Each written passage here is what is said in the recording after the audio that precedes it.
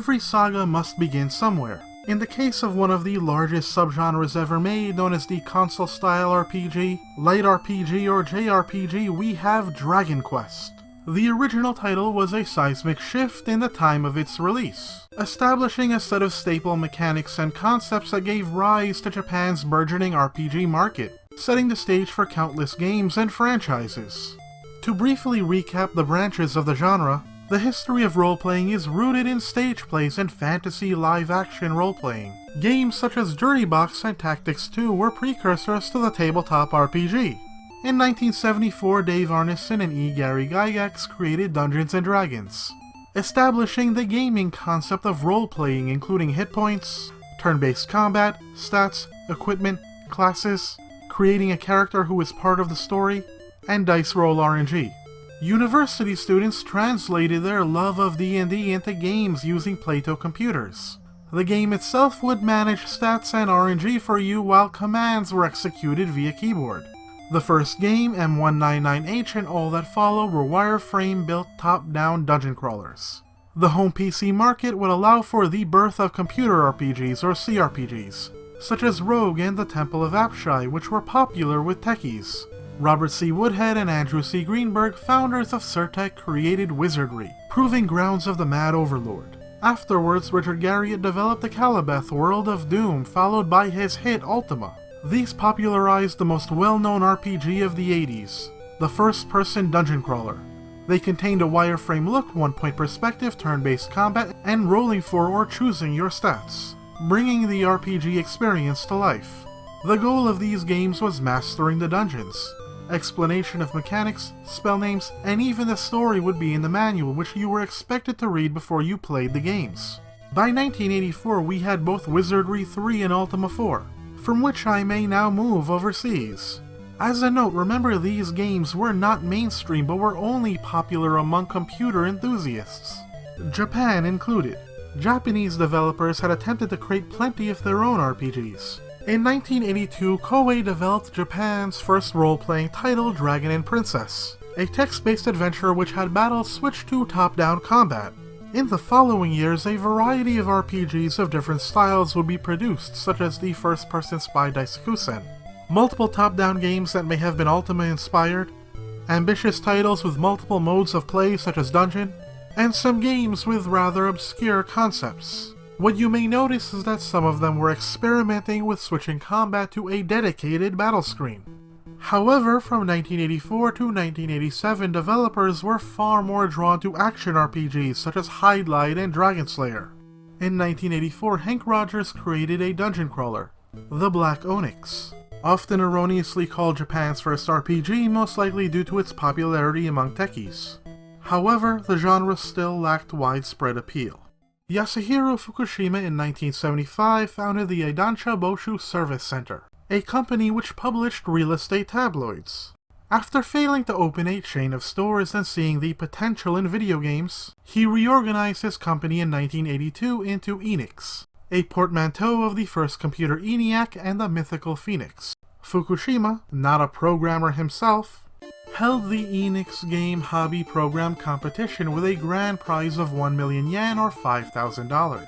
Among the 13 winning games, which all would be published by Enix, were Door Door, developed by Koichi Nakamura, and the top prize winner Love Match Tennis, created by Yuji Horii.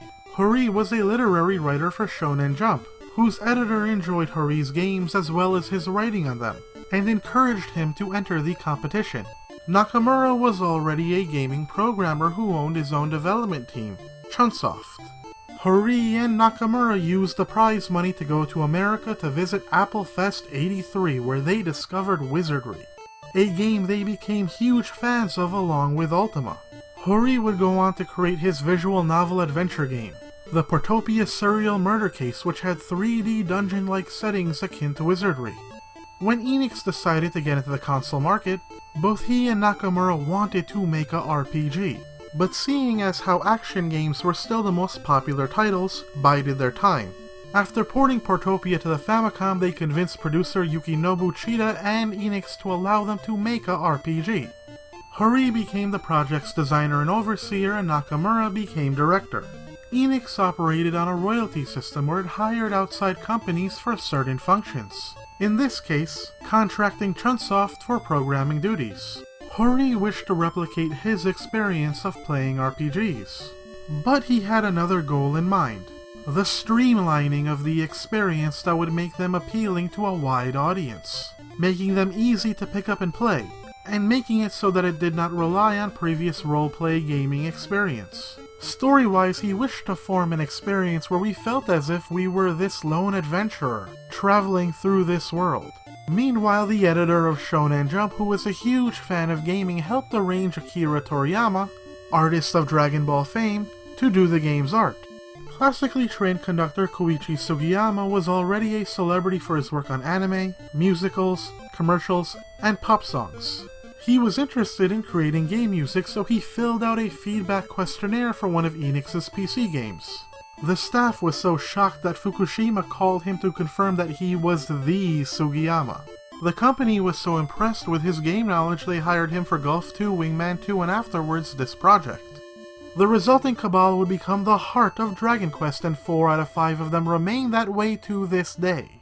Multiplayer was considered, but was scrapped due to memory limitations. Close to completion, the early game turned out to be too hard and the late game way too easy. After a heated debate with Cheetah, he decided to push the deadline back a week. The programmers then worked hard and lost a lot of sleep reprogramming much of the code of the entire game. Dragon Quest was released on May 27, 1986 to poor sales. While the game is incredibly simple to our eyes, it was like hieroglyphics to the general masses. Shonen Jump, however, stepped in and used manga panels to explain how the RPG functioned. The result was a huge turnaround, transforming the game into a massive hit. The young shonen crowd was into it, but even adults became enamored with the game. Thus, Japan fell in love with both the new series and with the genre itself. Nintendo chose to localize the game themselves. By 1989, Dragon Quest IV was in development and the series' visual fidelity had been improved. As a result, the localized version received new sprite work. The hero can turn in 4 directions with talking done to whoever he is facing, and shorelines have been made clearer. Text and name changes were done in a style evocative of a medieval world. The password system was replaced thanks to a cartridge save battery. The title was changed in order to avoid issues with a Dungeons & Dragons spin-off. Dragon Warrior released to disappointing sales. Nintendo, left with millions of copies due to having had expected a hit, gave away a free copy with each new Nintendo Power subscription. While this guaranteed a huge number of new subscribers, it did not do much in the way of helping future Dragon Warrior sales. With all that said, let us examine the adventure itself.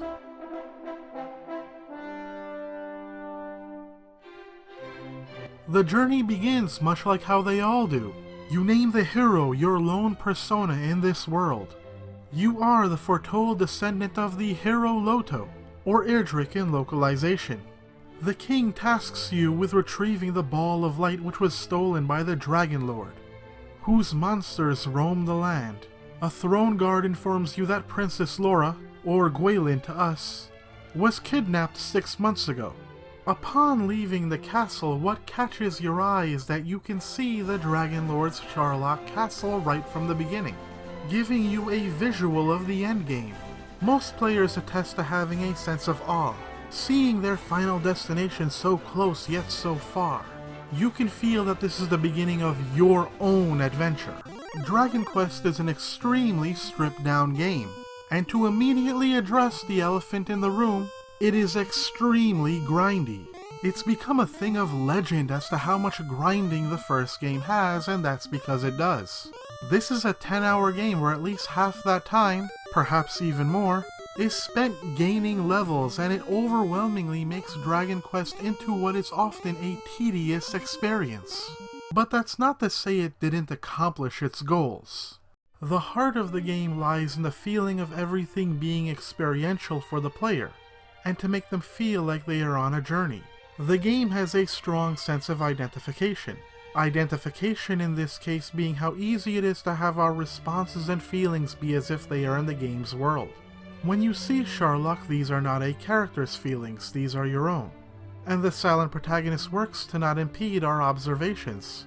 As we explore the world, taking in what it has for us, it becomes easy to identify with this silent blue individual, as if he was a vessel for us to experience Alefgard. Hori's goal to create investment and immersion is encouraged in every aspect of his games, from the way they control to the way the stories are framed and to how events are tailored for the player to react to. To accomplish this, Hori implemented 3 elements: a specific setup, streamlining, and simplification. According to Hori, he wanted to combine the top-down traversal of Ultima and the first-person play of Wizardry. The overworld towns and dungeons utilized an angle similar to Ultima. Monsters appeared as random encounters, and battles prompted a first-person perspective battle window along with a stat box and dialogue box, reflecting games like Wizardry. Battles were strictly one-on-one affairs in turn-based combat reminiscent of an early RPG. Upon gaining enough experience, you level up and your stats grow, with the level cap being 30. Hori enjoyed seeing himself within the RPGs that he played and wanted to create an experience players could get involved in.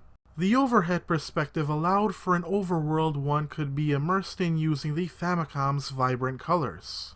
Combat was meant to reflect the idea of confronting monsters from our perspective. Hori most likely hoped that by combining the most immersive elements of the time, it would create a more experiential adventure. As I mentioned earlier, many early Japanese RPGs in Ultima 4 did the screen switch first, but Dragon Quest is cited the most, likely because the combination of overworld plus a menu-based easy-to-understand battle screen resonated in Japan. This of course became the standard for console RPGs with a top-down view and random encounters, though each had their own approach as to what the best battle screen would look like. Streamlining is taking something complicated and making it easy to use. Simplification is taking something with depth and making it shallow. Hori's desire to streamline the game was to make it easy to play. The goal was for it to function on the Famicom's 2-button control scheme. A keyboard attachment did exist, but in Hori's own words, he wanted to make games intuitive and accessible for anybody. That you could have easy controls but still have complex gameplay. The first step was turning typed commands into menus, an idea first implemented in Portopia, laying out the options to attack, use spells, and so on.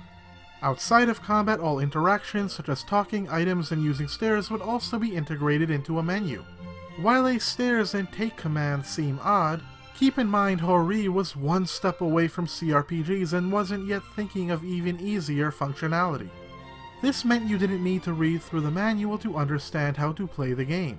Any further help came through early game NPCs. The benefit of streamlining is that you can simply begin concentrating on the immersion and emotional involvement the game is attempting to present to you. In addition to streamlined control giving way to unobstructed play, there was also the unhindered view of the world itself. Dragon Quest standardized the idea of the cleaner RPG screen. In many CRPGs, they had very complex interfaces which, while welcoming to techies, could scare off others. Dragon Quest attempts to make its UI as simple and welcoming as possible. Rather than having its windows always present, your info only showed up in the menu if you stood still and in combat, only allowing them to appear when necessary, and it laid them out in a way that still allowed you to enjoy the surrounding atmosphere. Thus the game was more enjoyable from an aesthetic standpoint, allowing you to take in and enjoy the surroundings made for the NES's colorful display. To be fair, we're only seeing the stats of one character, but even sequels found ways to keep the screen clean while displaying all of their information. The point was that you didn't need to fill the screen in order to have complex stats. If simplification is where depth becomes shallow, then Dragon Quest is indeed extremely simple.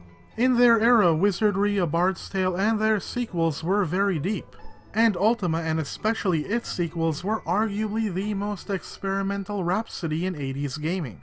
Dragon Quest, however, is missing over a dozen staples of CRPGs. Interestingly, there is a formula by which your starting stats could be altered depending on the name you entered, which A, doesn't create much smart complexity since you don't know of this at first, and B, betrays the streamlining concept since this is an invisible stat. Hori believed some simplification was necessary at first to create wide appeal. It also allowed players to become accustomed to the kind of adventure Hori was trying to engage them in.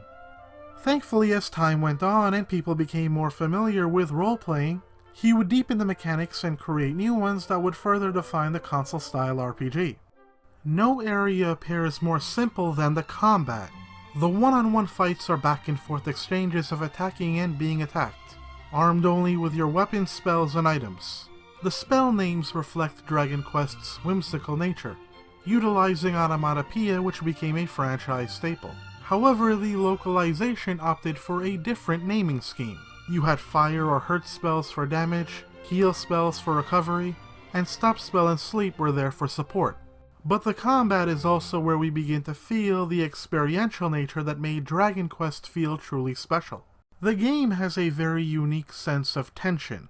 The tough difficulty with the high damage enemies in relation to your relatively moderate HP, moderate MP, and moderate damage output meant it was easy to find yourself near death. The constant rate of stronger enemies as you progressed meant this occurred constantly. You find yourself asking questions as to how to best handle your progression. In most RPGs, it's fine if a party member dies, but having only one meant him constantly brushing with death felt extremely tense, and could end so easily in death. The economy plays deeply into this with its tension between immediate gratification versus savings. Shops will often have multiple weapons and armors with varying prices, and the prices of offensive and defensive equipment will compete for your attention. The economy leads to much thinking about exploration and progression. Whatever your choices may be, it will shape your experience differently. The sense of risk in seeing whether or not your plans have gone through make the game more exciting. Personally, this is one of my favorite aspects of the entire franchise because the experience keeps your mind focused on the economics and hard decision making. Because leveling up higher levels takes so long, you're constantly thinking about time and become extremely anxious. The interplay between combat, grinding, and the economy leads to time and risk management.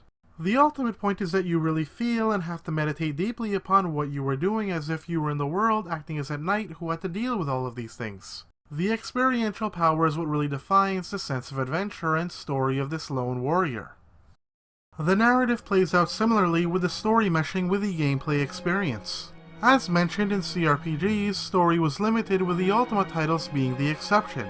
In those games, hints were delivered through NPCs. In Protopia, Hori had been experimenting with advancing narrative through conversation. In Dragon Quest, he attempted to pull all of this together. To make Dragon Quest one of the earliest RPG titles to establish narrative as a consistent and important part of the game. It inspired future console RPGs to do the same. It's bare bones by today's standards, but was pivotal in 1986. The main crux was the classic fantasy with the Dark Lord, the princess, and the journey to defeat all evil, which, while cliché now, was still fresh from the time, though simultaneously not exactly new. Dragon Quest's narrative is meant to be a kind of interactive story. Events, exposition, and lore is all learned actively from interacting personally with NPCs who know of rumor and legend. Towns existed to investigate how your ancestor reached the Dragon Lord's Island, what equipment of legend you need to discover, and clues as to what happened to Gwaelin. Dungeons had a narrative reason for existing. The objects you collected were proof of your identity as Erdrick's descendant. You are required to engage with the game to advance. Role-playing, after all, is about taking part in your role. You receive scant clues, your hand is never held, leaving you to be the active investigator. The main character is silent because you are his mind and you must put together the clues in your own head. The best silent protagonists, after all, are defined by how much you're drawn in to take over their thought process. This is not a game where characters would put together clues for you in a cutscene, which would be the custom of games like Final Fantasy, where the mystery in your next destination is explained at various plot points. The meaning of things is something you're expected to figure out yourself. The role is crafted for player engagement and response. Story and gameplay are one because learning story and learning gameplay objectives require gameplay interaction and choosing to talk to people. In the same vein, all that you learn is both story and gameplay. This lady tells you a legend. Story-wise, she is saying something about the world and its history. Gameplay-wise, she is telling you of certain key items you need to obtain and that you will need to combine them. The journey becomes part of the story and the story part of the journey. as exploring a cave to find an ancient item is needed to advance the game and says something about your character. And the game respects your pace as the game is non-linear, where you will discover certain towns and locations in a different order, will collect key items at your own pace, and you can choose whenever you wish to save the princess. There is also an element of you learning a mystery, as well as an element of you being able to solve and discover the truth behind it, a precursor to later titles. Dragon Quest as a whole is less about the plot and more about the adventure, and going on that adventure is your story. The layout of the overworld plays into this. Exploration occurs in an open continent, albeit one very simple and small. It's key to the game since much of what you do consists of searching for artifacts passed down by Erdrick and to look for the princess. I found the design philosophy to be great for a game so old. It refuses to hold your hand, the map is freeform and open in nature, with little to create linear pathways to make important locations obvious. The screen only shows so much, giving a fair view, but also omits just enough. This forces you to look everywhere, to scour every part of the land.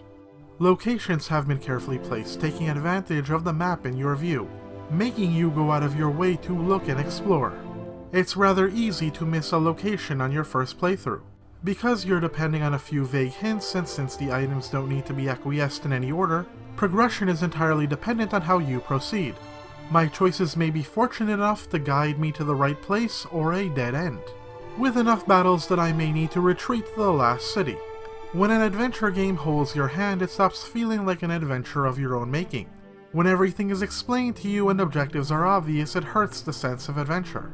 Not all games need to be non-linear, but non-linearity can convey certain feelings that linearity cannot. An adventure is about making a move, not sure where it will lead you, and all consequences being uncertain, making it feel like your own story.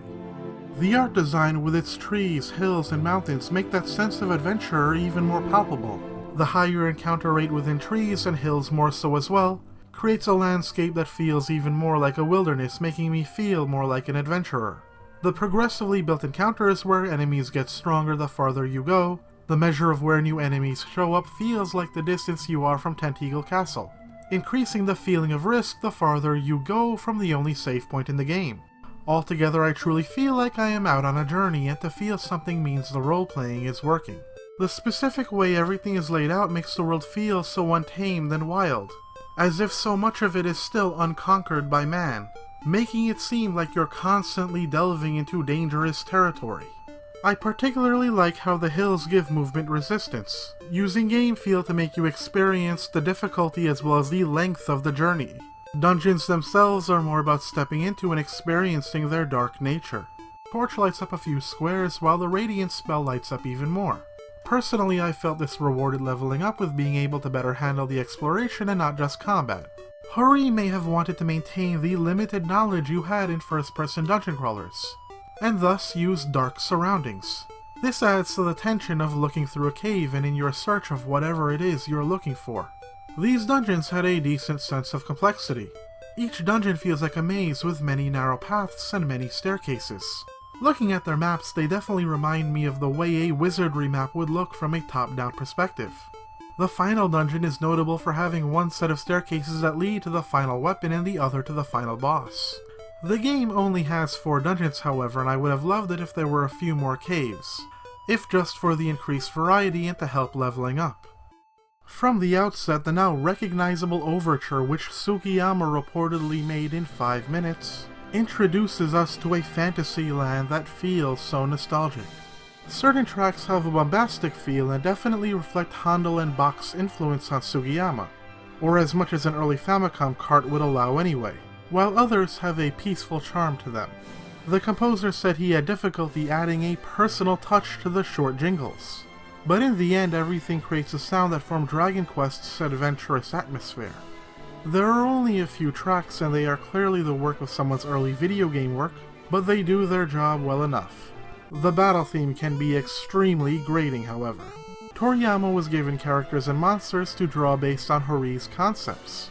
He was specifically assigned to illustrate them in a way to look different from other RPGs. The strong yet humorous look gave the game so much personality. It at once had the playful sense of Dragon Ball, and yet also has that of a fantastic journey. What stands out are the monster designs that are menacing yet quirky. They've become so iconic, especially the slime that has become the series mascot. The game's art style, Toriyama's illustrations, and Sugiyama's music together form a unique sense of identity, of Dragon Quest being a whimsical fairy tale of its own making. It's an atmosphere the franchise carries to this day. All in all, it's what makes even the mere playing of a Dragon Quest game, even the first one, enjoyable to play. It simply feels good moving and discovering in that world. And I would be remiss if I didn't mention the sense of loneliness in the game.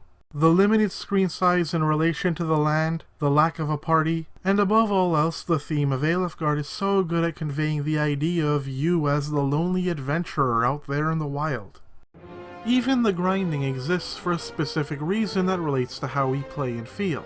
According to Hori, he wished to create a game where there was a reward for working hard, stemming from the hope one would be rewarded even though in real life the guarantee was not always there, but that you had to try anyway.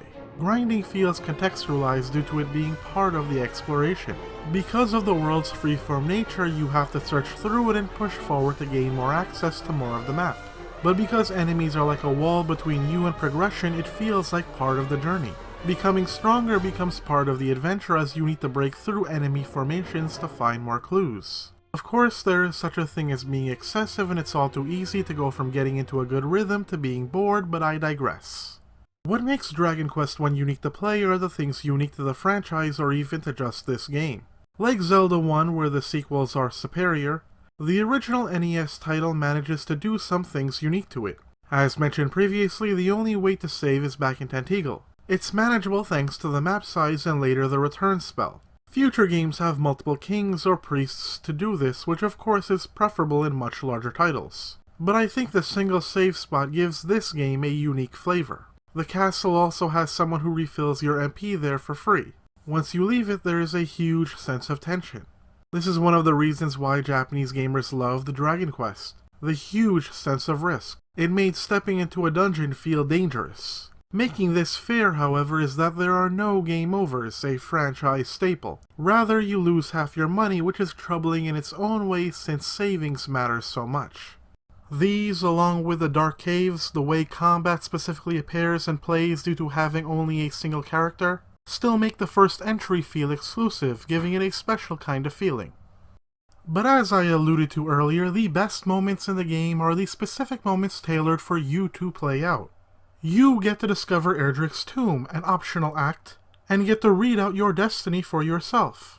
You visit these towns, and while minimal in nature, each have their own characteristics, a precursor to future games where each town would have their own story. You get to discover the hidden shrines and figure out their significance in relation to completing your journey. One of the game's most powerful moments is when you discover Huxness. The town has been destroyed, its people slaughtered, and monsters reign as there are random encounters.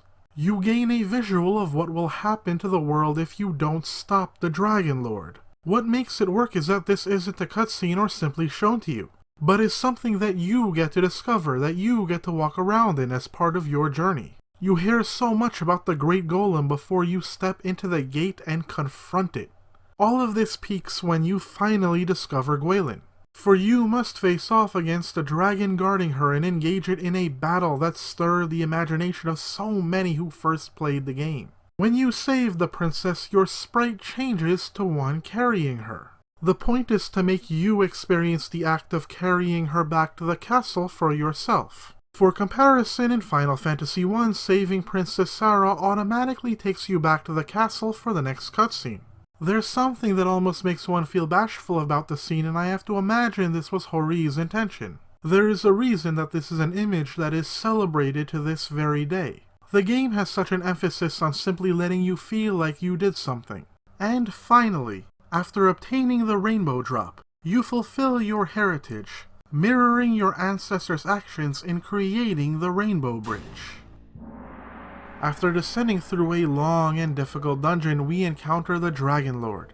Upon defeating him, you are greeted with one of gaming's earliest shock moments. The music changes, the screen goes black, and the Dragon Lord's true form fading in made for such a powerful surprise that left an impression on so many. Dragon Quest carries through on its desire to make you feel like the hero, making its player feel so very much the final battle dawning upon them. The ending portrays the ethos the franchise has hung on to this very day, and really sums up the kind of RPGs they are. The ball of light falls into your possession, and with the glowing sphere in hand, you yourself get to walk back to Tantegel with no more random encounters. The Ludonarrative cohesion is a great example of tying your gameplay to the story. Most endings of games are a cutscene, but the ending of Dragon Quest is not meant to be the game's end or Hori's end, but your ending of this experience. You may walk around, visit the towns, and talk with the townspeople, allowing you to engage them directly and hear them celebrating. Though admittedly their dialogue becomes repetitive quickly, this is simply a matter future games would improve on. An interesting touch that allows player expression is the game has different goals and different endings. One of the earliest gaming bad endings occurs with the Dragon Lord, who offers to give you half the world if you choose to join him. Agreeing causes you to hand over your sword before the screen turns a frightening red, literally coloring the bleak end of your journey. First-time players will usually save Gwaelin mid-game, return her to the castle, and gain Gwaelin's love, an item which helps you discover Erdrick's token. However, you can save her after you beat the Dragon Lord and bring her back on your victory lap. Or you may forgo saving her at all. In the end, you return to the king. On a normal playthrough, you are heralded as a true hero and go off to start your own kingdom. If you let Gwaelin rot in her cell, then you will receive an ending without her. The game is also the trope namer for But Thou Must, where in the end Gwaelin asks to come with you on your journey. No matter how many times she says no, she says but thou must, until you say yes or turn off the system, I suppose. Again, these are minimal, but it's nice to see so many routing options this early in gaming. Dragon Quest by modern standards is admittedly a deeply outdated game, a dated RPG, and perhaps even a quote-unquote bad game. It has some bad latency issues as you have to press extra hard on the D-pad to move, which can be painful sometimes. And while the simplicity may have been necessary at the time, it's hard not to feel it sometimes. And once again, I emphasize that the game is a giant grinding session. For someone looking for a strictly enjoyable RPG, I wouldn't recommend it. And yet to many who play it, it's remarkable how much of its personal charm allows the game to feel like the special experience Hori wanted the player to have in 1986. Enix at the time developed for PCs, and as a result, Dragon Quest was released on the MSX a few months later. The music was inferior and the scrolling is incredibly choppy. The PC-98 port had quite a few visual and audio issues as well. The equipment of Erdrick, Erdrick's legacy as a whole, and the world of Alefgard would be put to use in future titles. In terms of books, a choose-your-own-adventure book released by Futabasha and a novelization by Hideo Takayashiki would both be released in 1989. On December 18th, 1993, the remakes of Dragon Quest 1 and 2 using the Dragon Quest V engine would become available. A large number of changes have been made for parity with future titles. The game can be completed in half the time due to enemies giving more experience and gold as well as quicker level ups. The dungeons have been given wider berth and scale, while the Rocky Mountain Cave and Sharlock Castle received more complex designs. The aesthetics have been differentiated to give a greater sense of variety. Shrines were given new designs, have a new map sprite, and are given the shrine music from Dragon Quest II to appear more profound. The dragon who guards Gwaelin now has an on-screen sprite reflecting his importance. For the re-release, Toriyama updated his art style to one similar to Dragon Ball Z and later franchise titles. The game overall isn't as tough as the original, but that's not to say it's too easy, and grinding is still necessary. The Dragon Lord is much harder due to being able to heal and smarter AI. The updated graphics and more faithful to illustration art give the game a good look. Really, your choice as to which version you play is whether you want a classic but sometimes tedious version, or the shinier though ultimately easier experience. A new and impressive opening is an excellent addition to the Game Boy Color remake of Dragon Quest I and II. It's entirely based on the Super Famicom build, though the visual scale, text size, and music have taken a downgrade. In 2011, the Dragon Quest Anniversary Collection for the Nintendo Wii included the Famicom and Super Famicom versions of 1, 2, and 3. Unfortunately, this only saw a release in Japan. Notable is the animated cutscene, and in the box is the original strategy guide. In 2004, the burgeoning phone market saw its own release also based on the Super Famicom version but with new visuals. This was the basis for the later iOS and Android releases, which have a fully orchestrated soundtrack. And I would be remiss if I didn't mention Dragon Quest Builders, a building game which is based in an alternate universe where the hero decided to side with the Dragon Lord. The original Dragon Quest sold 1.5 million copies in its lifetime, only to be followed by hit after hit with rising sales. Its release did not just affect gaming, but became a cultural phenomenon in Japan. Both children and adults loved the game. Yuji Horii is considered a well-known celebrity not just by gamers, but by the public. For the Japanese, Dragon Quest became synonymous with RPGs and even playing the NES itself. It was a turning point for Japanese development in a number of ways. It was instrumental for RPG developers who switched their focus from action-based games to a console-style RPG-based market. The design elements inspired the way future role-playing titles were made, and according to Shigeru Miyamoto, scenario writers became increasingly important in gaming. The series has spawned well over 50 titles, as well as everything from concerts to ballets to restaurants to art books to museums. Why did this simple little game become a hit? Whenever I write about Dragon Quest I, I have to second guess whether or not something belongs in the gameplay or story section. Role-playing, after all, implies living and guiding the life of a person. While it lacked many trademark RPG ideas, it also brought together various concepts that had already existed but had yet to be united in a single game, while also introducing new ideas that made you feel like you were playing out a story.